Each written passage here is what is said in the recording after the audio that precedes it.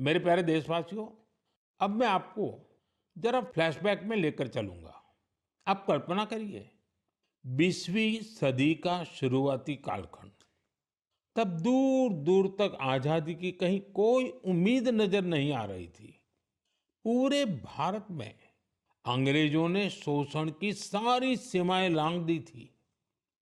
और उस दौर में हैदराबाद के देशभक्त लोगों के लिए दमन का दौर और भी भयावह था। वे क्रूर और निर्दयी निजाम के अत्याचारों को भी झेलने को मजबूर थे। गरीबों, वंचितों और आदिवासी समुदायों पर तो अत्याचार की कोई सीमा ही नहीं थी। उनकी जमीनें छीन ली जाती थी।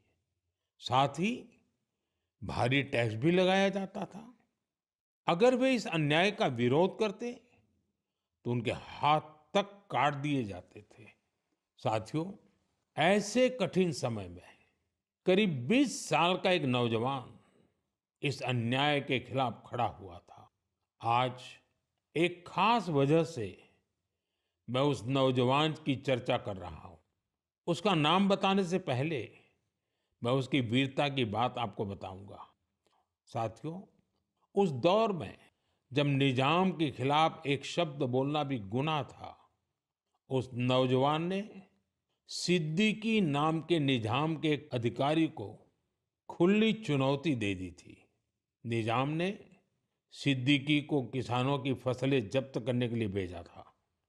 लेकिन अत्याचार के खिलाफ इस संघर्ष में उस नौजवान ने सिद्दीकी को मौत के घाट उतार दिया। वो गिरफ्तारी से बच निकलने में भी कामयाब रहा। निजाम की अत्याचारी पुलिस से बचते हुए वो नौजवान वहां से सैकड़ों किलोमीटर दूर असम जा पहुंचा। साथियों, मैं जिस महान विभूति की चर्चा कर रहा हूं, उनका नाम है कोमरम भीम। अभी 22 अक्टूबर को ही उनकी जन्म जयंती मनाई है।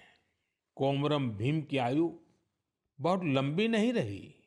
वो महज 40 वर्ष ही जीवित रहे। लेकिन अपने जीवन काल में उन्होंने अनगिनत लोगों, विशेषकर आदिवासी समाज के हृदय में अमिट छाप छोड़ी। उन्होंने निजाम के खिलाफ संघर्ष कर रहे लोगों में नई ताकत भरी। वे अपने रणनीतिक कौशल के लिए भी जाने जाते थे। निजाम की सत्ता के लिए वे बहुत बड़ी चुनौती बन गए थे। 1940 में निजाम के लोगों ने उनकी हत्या कर दी थी। युवाओं से मेरा आग्रह है कि वे उनके बारे में अधिक से अधिक जानने का प्रयास करें। कोमरम भीम की ना विनम्र निवाली आयन प्रजल हृदयालो एप्पटिकी नीलीची उंटारू। साथियों, अगले महीने की 15 तारीख को हम जनजातीय गौरव दिवस मनाएंगे।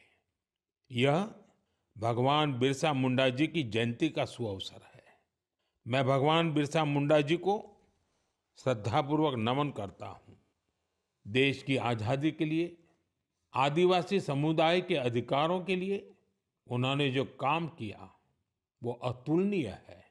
मेरे लिए ये सौभाग्य की बात है कि मुझे झारखंड में भगवान बिरसा मुंडा जी के गांव उलीहातू जाने का अवसर मिला था।